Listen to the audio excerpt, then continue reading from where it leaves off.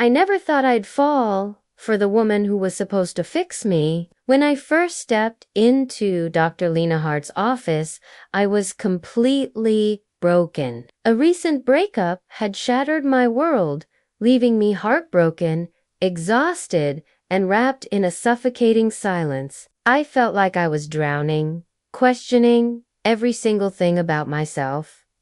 The room smelled faintly of vanilla and rain. Her voice was calm, a soft melody in the quiet space. "Hi, I'm Lena. You can sit wherever you feel comfortable." Comfortable. That word felt like a foreign language. I couldn't remember the last time I'd felt it, but week after week, something started to change.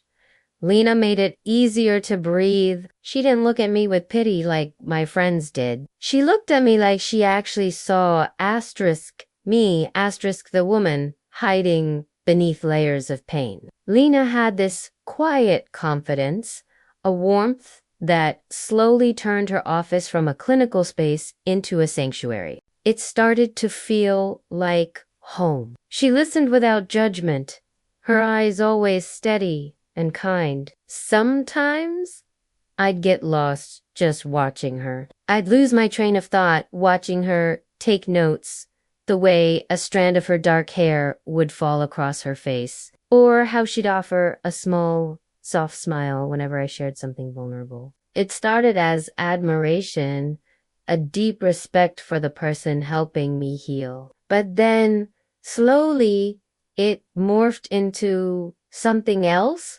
something deeper. One afternoon, I caught myself staring at her lips while she was explaining the concept of emotional boundaries. The irony wasn't lost on me. I quickly looked away, my cheeks burning with embarrassment. "But," she'd noticed, "you seem distracted today," she said gently, her voice pulling me back to the present. "I'm fine," I lied, my voice barely a whisper. She tilted her head, her gaze analytical, yet kind. "You don't look fine." And that S when the words tumbled out before I could stop them. "You make it hard to be." Her eyes widened just for a moment, and the silence that followed stretched out between us, thin and electric. I immediately regretted it. My heart pounded against my ribs. "I'm sorry," I said quickly, stumbling over my words. That was inappropriate. I shouldn't have said that. But instead of scolding me, she took a slow, deep breath. "You're allowed to feel things," she said. Her voice, even therapy can bring up strong emotions, especially when there's trust involved. I nodded, trying to accept her professional explanation, but we both knew this was more than just trust. After that day, everything shifted. A new current ran between us. Our sessions were still focused on my healing, but the energy had changed. There were soft glances that lingered a moment too long, a quiet tension that hummed in the air, a silent understanding that passed between us in the spaces between words. One rainy evening, my session ran late. The lights in the hallway were dim, casting long shadows, and the building was almost empty. I sat on her couch, my voice trembling, as I talked about how deeply lonely I felt, how it seemed like no one in the world truly knew me. "You're not invisible, Claire," she said softly, her voice a comforting anchor in the storm of my emotions. "You're just protecting yourself." Her words hit me with the force of a tidal wave, striking a chord so deep it shattered my composure. My eyes filled with tears before I could stop them. She got up from her chair and handed me a tissue, but instead of returning to her seat across the room, she sat beside me on the couch. "I'm sorry," I whispered, embarrassed by my sudden tears. "I don't usually cry. You don't have to apologize for being human," she replied, her voice filled with a tenderness that made my heart ache. And then, Without thinking, my hand moved on its own, reaching for hers. She froze just for a second, a flicker of conflict in her eyes. Then she let me hold it. Her hand was warm, solid, grounding. It was the first time in months I had felt truly, completely safe. When I looked up, our faces were closer than they should have been. The air was thick with unspoken words. Lena, I whispered her name, and it felt like both a question and a plea.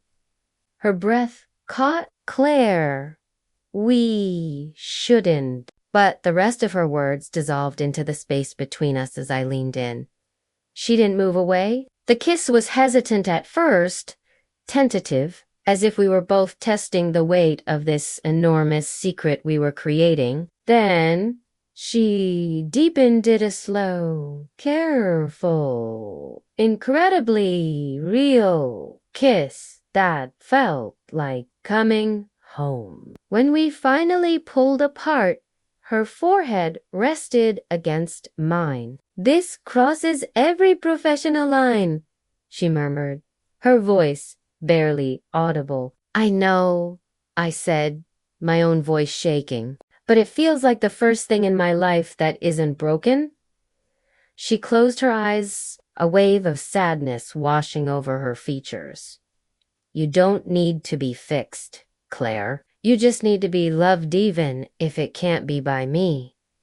The words sliced through me, clean and sharp. I stood up, not trusting my voice, feeling the fragile connection between us splintering. She looked at me, her expression torn between duty and desire, between the healer and the woman. "I think we need to stop the sessions," she finally said, her voice firm but laced with regret. "It's not fair to you or to me."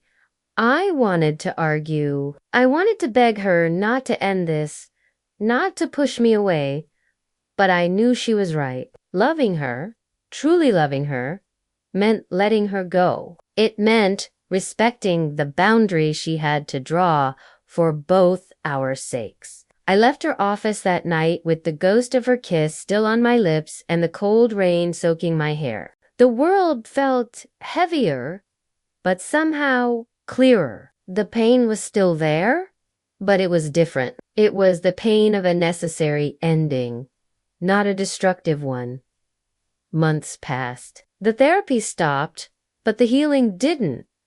I started writing again. I started taking long walks, rediscovering the city and myself. I started living again, piece by piece. Then one morning, while sitting at my favorite cafe, lost in my own thoughts, I felt a familiar presence. I turned my head, and my breath caught in my throat. There she was, standing in line for coffee, her hair tied back, looking just as beautiful as I remembered. Our eyes met across the room. She smelled a small, cautious, but undeniably warm smile.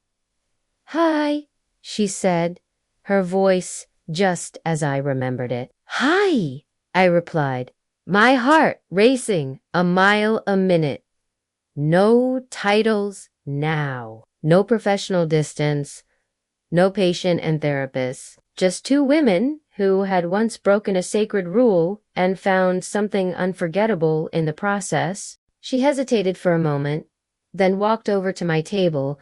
"How have you been?" "Better," I said, and for the first time, it felt completely true. "Because of you." She smiled again, this time softer, the caution melting away. "Maybe now," she said, her gaze hopeful, "we can just be two people having coffee." I nodded, the familiar ache in my chest finally transforming into something gentle and calm. "I'd like that." And as we sat there together, the air between us finally easy and unguarded, I realized that healing doesn't always mean forgetting. Sometimes It means finally meeting the person who helped you see your own worth on equal ground. And sometimes it means understanding that love, even when it's forbidden, can still change you for the better forever. Thank you so much for listening to my story today. If you enjoyed it, please consider giving this video a like and subscribing to the channel for more content. I'd love to see you again soon.